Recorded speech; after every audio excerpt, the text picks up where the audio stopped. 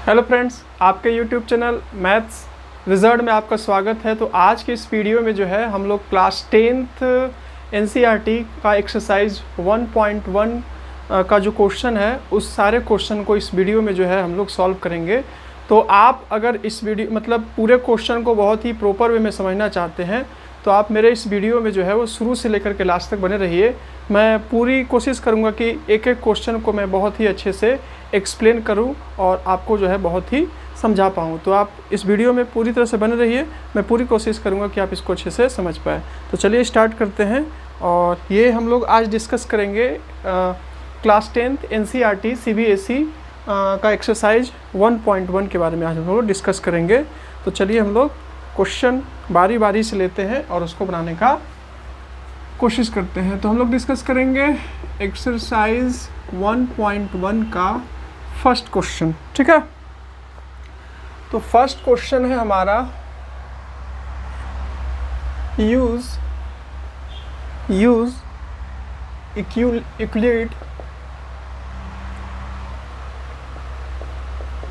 Euclid's division algorithm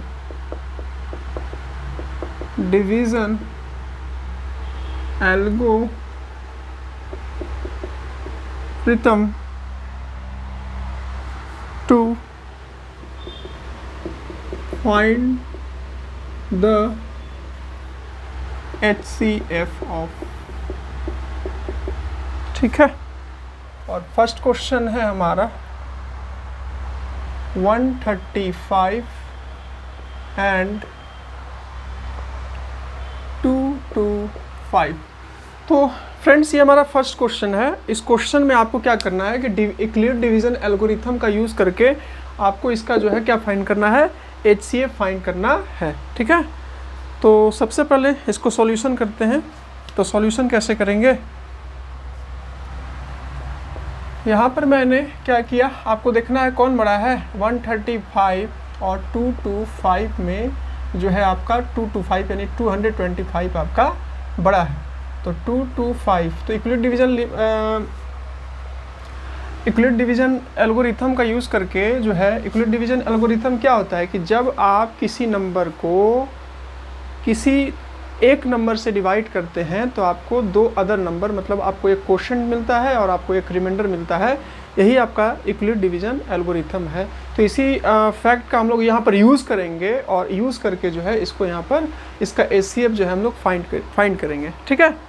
तो सबसे पहले हम लोग क्या करेंगे, यहाँ पर 135 मैंने लिया और 225 को मैंने यहाँ पर डिवाइड किया। तो कितना बार में डिवीज़न लगेगा, डिवीज़न शायद मेरा एक बार में 135 इंटू 2 करके देखूँ तो कितना आ जाएगा, 5 2 10 का 0 कैरी 1, 3 2 6 और 1 7 और ये 217, यानी आपका मोर चला जाएगा।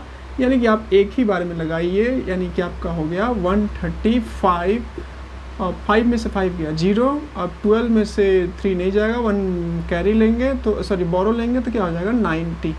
यानी कि आप जो है वो 200, ये हम लोग बचपन में जब हम लोग डिवीज़न सीखे तो ये हम लोग फार्मूला भी पढ़े थे कि dividend is equal to divisor into quotient plus remainder, ठीक है।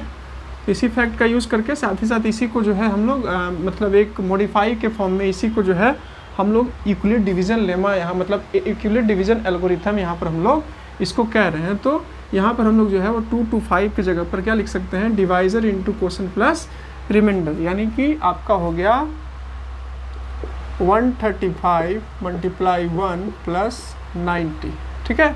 ये हो गया। उसके बाद मैं क्या करता हूँ, उसके बाद जो है वो मैं 90 लेता हूँ और 135 लेता हूँ और 90 से इसको मैं डिवाइड करता हूँ। तो 92 जा नहीं लगेगा, 91 जा 90 ही लगेगा। आपका क्या हो गया 5 13 में से 9 जाएगा तो आपका 4 बच गया, यहाँ कुछ नहीं बचा।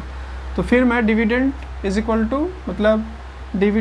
To divisor into quotient plus remainder, यानी कि मैं लिख सकता हूँ 135 is equal to 90 multiply 1 plus 45, ठीक है। फ्रेंड्स तब तक हम इसको डिवाइड करते जाएंगे जब तक कि आपका जीरो नहीं आता है, तब तक हम इसको जो है बारी बारी से इसको डिवाइड करते जाएंगे।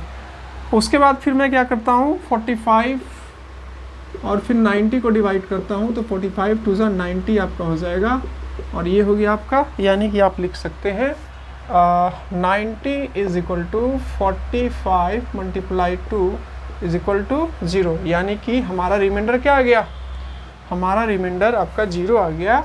इस टाइप से आपका HCF of 135 and 225 is equal to क्या आ गया आपका 45 आ गया। तो इस टाइप से आप इसको सॉल्व कर सकते हैं। तो चलिए नेक्स्ट क्वेश्चन लेते हैं और उसको भी सिंप्लीफाई करते हैं, ठीक है। इसको मैं साफ कर लेता हूँ।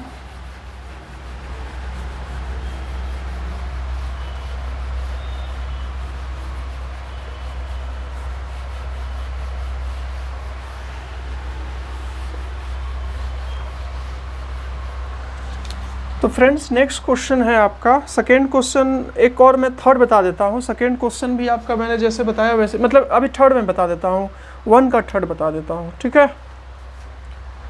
ये थर्ड क्वेश्चन है 1 का आपका 867 एंड 255। तो इसी क्वेश्चन को हम लोग ऐसे ही बनाएंगे जैसे कि मैंने अभी ये क्वेश्चन को सॉल्व किया था। तो मैंने कैसे इसको सॉल्व किया था, तो सबसे पहले आपको डिसाइड करना है 867 और 255 में आपका कौन बड़ा है। तो सीधी सी बात है कि आपका 867 आपका जो है क्या है, आपका बड़ा है।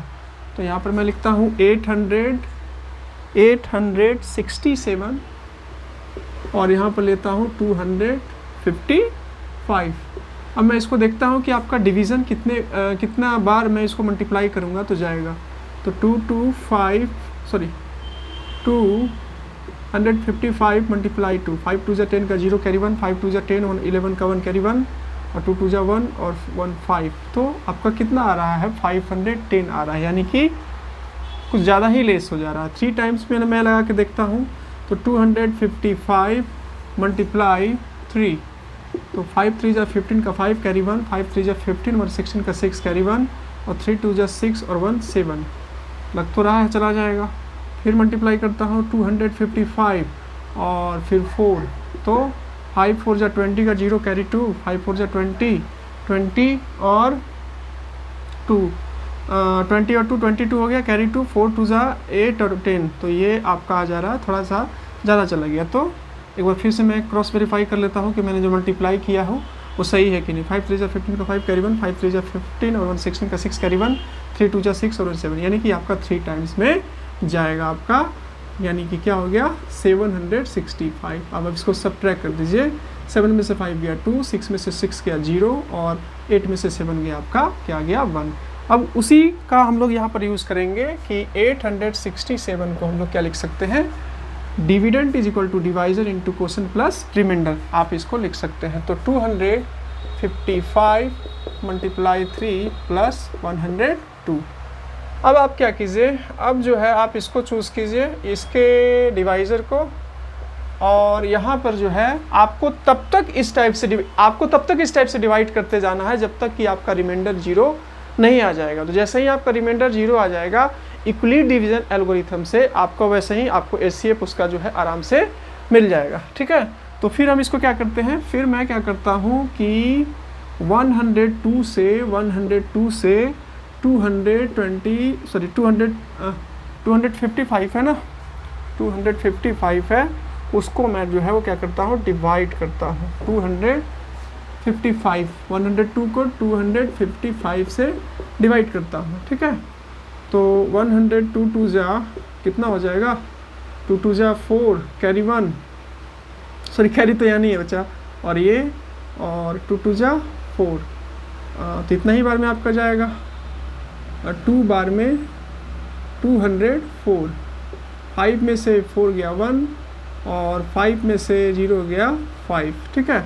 तो ये आपका आ गया फ्रेंड। तो इसका भी वही dividend is equal to divisor into quotient plus remainder. तो यहाँ पर आपका हो गया आप लिख सकते हैं 102 मल्टीप्लाई प्लस 51। उसके बाद मैंने आपको बार बार बोल रहा हूँ कि तब तक आपको डिवाइड करते जाना है जब तक कि आपका रिमाइंडर जो है आपका 0 नहीं आ जाता है। तो ये मैं क्या किया, इसको ले लिया। अब मैं जो हूँ क्या करता हूँ, 100 ये इसको मैं 51 से डिवाइड करता हूँ। तो ये मैं 102 लिया, यहाँ 51 से डिवाइड किया। अब देखता हूँ कितना बार में, 5 2 2, यानी कि आपका 2 बार में ये जो है आपका क्या हो जाएगा, कैंसिल हो गया। यानी कि 51 इंटू 2, आप इसको लिख सकते हैं dividend is equal to divisor into quotient plus remainder. तो 51 इंटू 2 प्लस, तो फ्रेंड्स आपका क्या आ गया, रिमाइंडर आपका 0 आ गया। यानी कि किसके हेल्प से आया, तो 51 से डिवाइड किए, तो यानी कि आपका HCF जो है इसका क्या आ गया, HCF of 867 and 255 is equal to आपका आ गया कितना, 51। तो ये 2 क्वेश्चन था। एक क्वेश्चन इसी वे में आपका बनेगा और आप इसके हेल्प, दोनों क्वेश्चन के हेल्प से आप फर्स्ट क्वेश्चन को आराम से सॉल्व कर सकते हैं। अब चलिए हम लोग जो है वो सेकेंड क्वेश्चन में चलते हैं और उसको सॉल्व करते हैं कि आखिर वो क्वेश्चन जो है आपका सॉल्व कैसे होगा। ठीक है, बोर्ड को मैं साफ कर लेता हूँ।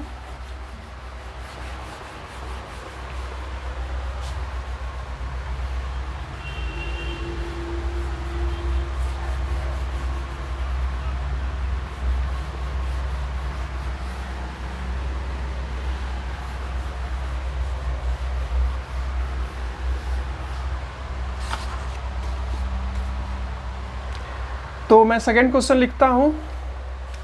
सेकेंड क्वेश्चन है आपका कि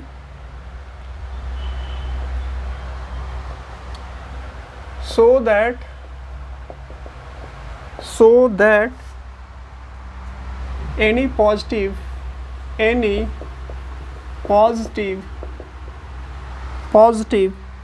odd integer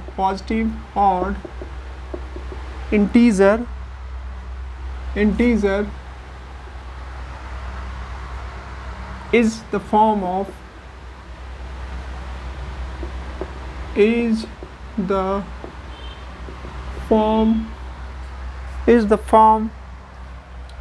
6q plus 1। ये आपका NCERT क्लास 10th का आपका चल रहा है। मैंने आपको शुरू में ही बताया था, वीडियो के स्टार्टिंग में ही, 6q plus 1, 6q plus 3 और 6q plus 5 where q is some integer। तो फ्रेंड्स आपका सेकेंड क्वेश्चन है, आपका सेकेंड क्वेश्चन में बोला गया कि सो दैट आपको ये क्या करना है, आपको ये प्रूफ करना है कि किसी भी पॉजिटिव ऑड इंटीजर्स को आपको प्रूफ करके दिखाना है कि किसी भी पॉजिटिव ऑड इंटीजर्स को आप जो है वो 6q plus 1, 6q plus 3 और 6q plus 5 के फॉर्म में लिख सकते हैं, जहाँ पर आपका q जो है वो क्या है, जहाँ पर q आपका जो है वो क्या है, इंटीजर्स है। ठीक है, जहाँ पर q जो है आपका क्या है, इंटीजर्स है। ठीक है, अब चलिए इसका सॉल्यूशन स्टार्ट करते हैं और इसको जो है, तो यहाँ पर हम लोग सॉल्यूशन लेते हैं। Late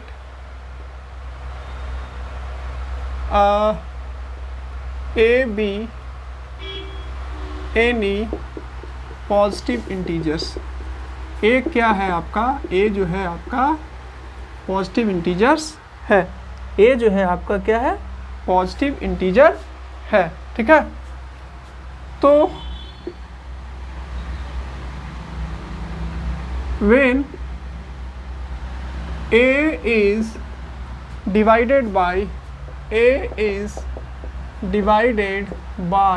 6, then by Euclid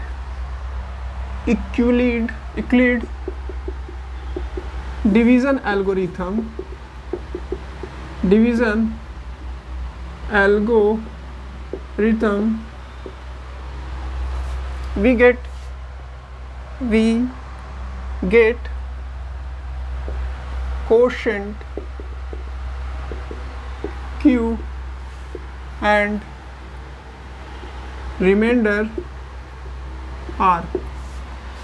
equality जो थे वो डिवीज़न से रिलेटेड एक एल्गोरिथम दिए हुए थे, तो उसी का जिक्र है कि जब आप किसी एक नंबर को किसी दूसरे नंबर से डिवाइड करिएगा, मतलब कोई आपको एक नंबर दिया हुआ है, उस बड़ा नंबर दिया हुआ है और उसको छोटा नंबर से डिवाइड कीजिएगा तो आपको एक क्वोशंट मिलेगा और आपको एक रिमाइंडर मिलेगा। तो मैं यहाँ पर क्या लिया कि a आपका पॉजिटिव इंटीजर्स है और a को जो है वो डिवाइड किया जा रहा है, तो इक्वलिट डिवीज़न एल्गोरिथम का यूज़ करते हैं हम लोग लिख सकते हैं। तो जब हम लोग a को 6 से डिवाइड करेंगे तो एक हम लोग को क्वोशंट मिलेगा और दूसरा हम लोगों को जो है वो क्या मिलेगा, रिमाइंडर मिलेगा। तो इक्वलिट डिवीज़न लेमा का यूज़ करके हम लोगों ने यहाँ क्या किया, a नंबर था, 6 से इसको डिवाइड किया, क्वोशंट एक मिला और एक रिमाइंडर मिला। तो इक्वलिट डिवीज़न लेमा से हम लोग लिख सकते हैं dividend is equal to divisor into quotient plus remainder. Dividend divisor into quotient plus क्या हो जाएगा, रिमाइंडर हो जाएगा। ठीक है, तो यहाँ पर आपका जो है आप इसको लिख सकते हैं a is equal to 6q plus r, where r का जो वैल्यू होगा वो 0 के इक्वल होगा, 0 से बड़ा होगा, लेकिन आपका क्या होगा, 6 से छोटा होगा, क्योंकि हमेशा रिमाइंडर डिवाइजर से छोटा होता है। यानी कि r का वैल्यू जो है आप यहाँ पर 0 लिख सकते हैं, 1 लिख सकते हैं, 2 लिख सकते हैं, 3, 4 और 5 हो सकता है। r का वैल्यू जो है यहाँ पर 6 से लेस होगा, क्योंकि 6 डिवाइज़र है और आपका हमेशा रिमाइंडर जो है वो क्या होता है, डिवाइज़र से छोटा होता है। तो ये इतना आपका आ गया। ठीक है, यानी कि आप इसको लिख सकते हैं a बराबर आप लिख सकते हैं 6q प्लस 0 लिख सकते हैं, r का वैल्यू की जगह पर पुट कर सकते हैं। फिर आप लिख सकते हैं 6q plus 1, 6q plus 2, 6q plus 3, 6q plus 4 और 6q प्लस 5। 6q प्लस 5 आप इसको लिख सकते हैं। तो अगर आप इस सीरीज़ को लीजिएगा, जैसे कि आप ले लीजिए 6q ले लीजिए, 6q प्लस 2 ले लीजिए और 6q प्लस 4 लीजिए। ठीक है, इसमें आप q का कुछ भी वैल्यू रखिएगा तो आपको क्या मिलेगा, इवन नंबर मिलेगा। क्या मिलेगा, जैसे q बराबर 1 रख दीजिए तो6 इंटू q की जगह पर 1, तो क्या हो जाएगा, आपको 6 मिल गया। आप q की जगह पर 1 रखिए तो 6 इंटू 1, 6 प्लस 2, 6 प्लस 2 8, 8 क्या मिला आपको, इवन नंबर 6। फिर यहाँ पर इसके जगह पर 1 रखिएगा तो 6 इंटू 1, 6 प्लस 4 10। तो आपको ये क्या दे रहा है, which is in the form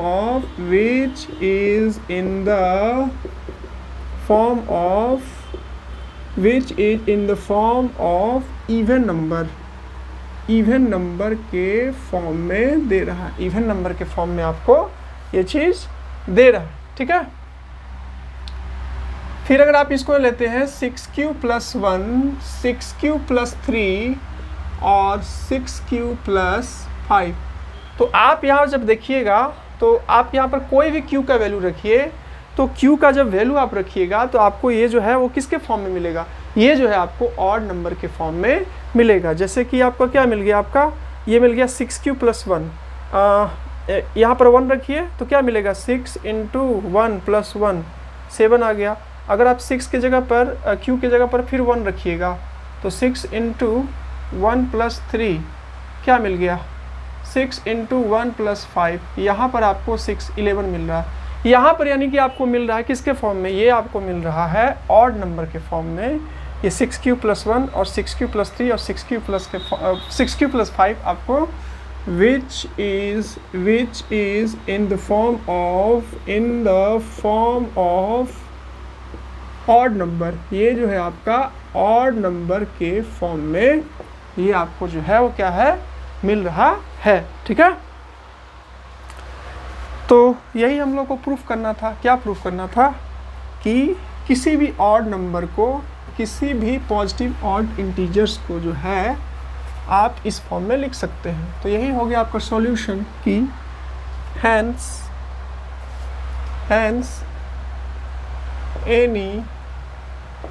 positive odd integer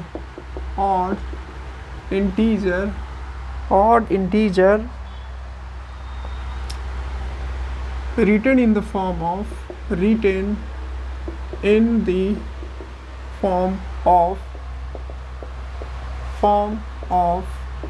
6q plus 1, 6q plus 3 and 6q plus 5 के फॉर्म में आप जो है वो क्या कर सकते हैं, इसको लिख सकते हैं। ठीक है, तो ये क्वेश्चन था। आई होप कि आपको ये समझ में आया होगा। अब चलिए हम लोग फ्रेंड्स थर्ड वाले क्वेश्चन में हम लोग चलते हैं और उसको समझते हैं कि थर्ड वाला क्वेश्चन जो है हम लोग इसको कैसे सॉल्व करेंगे।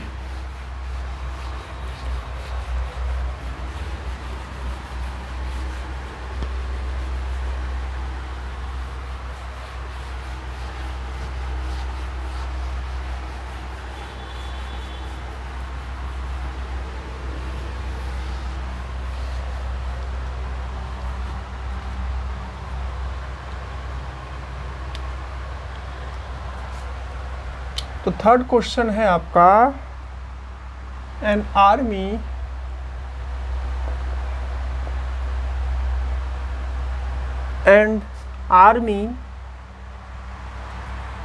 contingent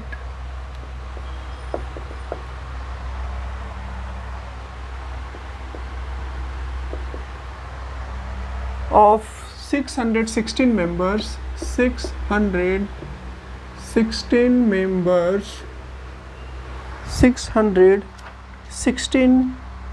members is to march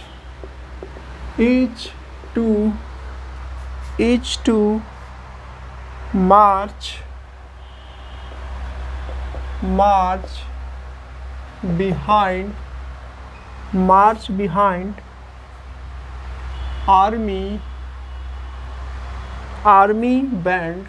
army band of 32 members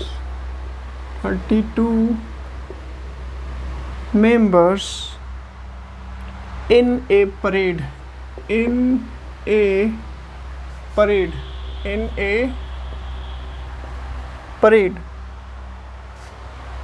the two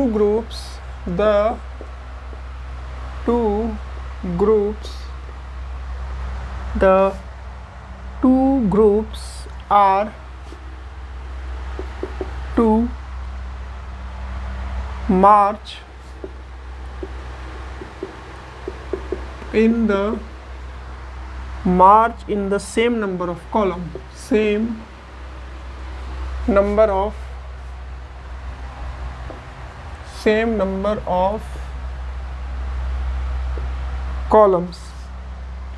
What is the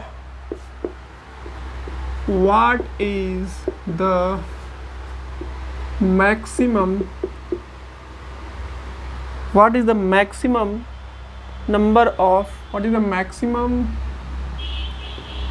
number of columns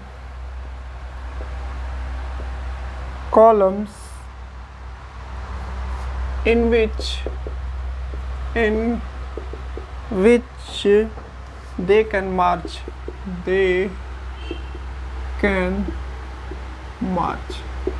friends, ये आपका क्वेश्चन है, वर्ड प्रॉब्लम है। वर्ड प्रॉब्लम बनाने के लिए आपको सबसे पहले समझना होगा कि वर्ड प्रॉब्लम में आपको क्या बोला है, क्या करना है। तो क्वेश्चन है आपका कि एक आर्मी का ग्रुप है जिसमें कि 616 मेंबर्स हैं और उनको मार्च करना है एक आर्मी बैंड और 32, मतलब हर एक बैंड में जो है आपका 32 मेंबर्स रहेंगे एक परेड में। तो द टू ग्रुप, मतलब दो ग्रुप जो है are to be march in the same number of column, मतलब दो ग्रुप जो है वो सेम नंबर ऑफ कॉलम में जो है वो क्या मार्च करेगा, तो सेम नंबर में मार्च करेगा। तो what is the maximum number of column in which they can march, मतलब मैक्सिमम नंबर ऑफ कॉलम क्या होगा उसमें जो मार्च करेंगे वो जो है आपको फाइंड करना है। तो क्या बोल रहा है, मैक्सिमम कितना, मैक्सिमम नंबर ऑफ, यानी कि हम लोग को जो है इसका HCF फाइंड कर देना है। ठीक है, तो वही 616 और फिर क्या है आपका 32 है, एंड 32 है सॉल्यूशन में, ठीक है। तो ये आप ले लीजिए। अब 616 बड़ा है और 32 आपका छोटा है। अब हम लोग क्या करते हैं, यहाँ पर डिवाइड करते हैं 32 और 616 को। 2 बार में तो नहीं जाएगा, 1 बार में लगा देते हैं। 32, 11 में से 2 गया 9 और 5 में से 3 गया 2। 11 में से 2 गया 9, 5 में से 3 गया 2, और ये आपका क्या बचा, ये जो है आपका बचा यहाँ पर 6। ये मैंने इसको यहाँ पर 6 लिख दिया। उसके बाद मैं कितना बार में लगाऊँ इसको, 8 2 जा 16 का 6 कैरी 1, और 8 3 जा 24 और 25। तो फिर देखता हूँ 32, 9 जा 9 2 जा 18 का 1 कैरी 1, 9 3 जा 27 28, 9 एक बार क्रॉस वेरीफाई कर लेता हूँ। 9 2 जा 18 का 8 कैरी 1, 9 3 जा 27, यानी कि 9 बार में 288।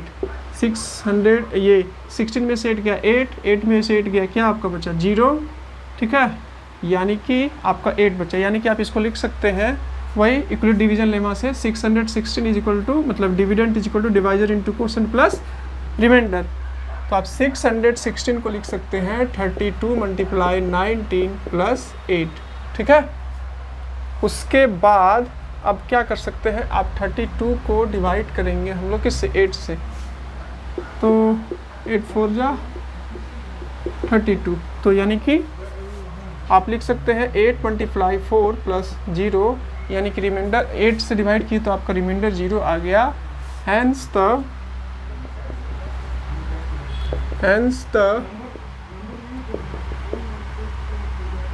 maximum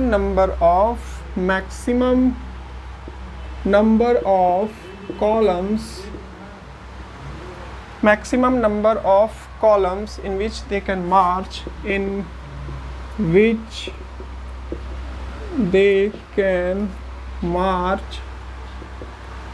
is equal to क्या हो जाएगा, 8 हो जाएगा, क्योंकि आपका HCF ऑफ 616 एंड 32 क्या आया, 8 आया। तो ये आपका था। आई होप कि ये तीनों क्वेश्चन आपको समझ में आया होगा। आपको मैं ऐसा उम्मीद करता हूँ कि आपको बहुत अच्छे से समझ में आया होगा। अगर आपको फिर भी कोई आपको डाउट है तो आप मेरे कमेंट बॉक्स में इस डाउट को कमेंट कर सकते हैं। आई होप को ये वीडियो आपको पसंद आया होगा, और अगर आपको ये वीडियो पसंद आया होगा तो वीडियो को लाइक कर सकते हैं, और ये सब सॉल्यूशन अगर आपके लिए हेल्पफुल हो रहा है तो चैनल को सब्सक्राइब भी कर सकते हैं। तो मिलेंगे नेक्स्ट वीडियो में। 2 क्वेश्चन और रह गया एक्सरसाइज 1.1 का, तो उसको हम लोग सॉल्व करेंगे। और उसको मैंने इस वीडियो में सॉल्व नहीं किया क्योंकि मेरे को लगा कि वीडियो, क्योंकि वो 2 क्वेश्चन थोड़ा सा क्या आपका थोड़ा लंबा है और थोड़ा सा समझने के लिए, तो मैं सोचा कि उसको उन दोनों क्वेश्चन को एक सेपरेट वीडियो में मैं आपको समझा दूंगा। तो अगर आपको ये वीडियो पसंद आया होगा तो वीडियो को लाइक कर सकते हैं, चैनल को सब्सक्राइब कर सकते हैं। मिलेंगे नेक्स्ट वीडियो में और भी नए क्वेश्चन के साथ। तब तक के लिए दीजिए मुझे इजाज़त। जय हिंद, जय भारत।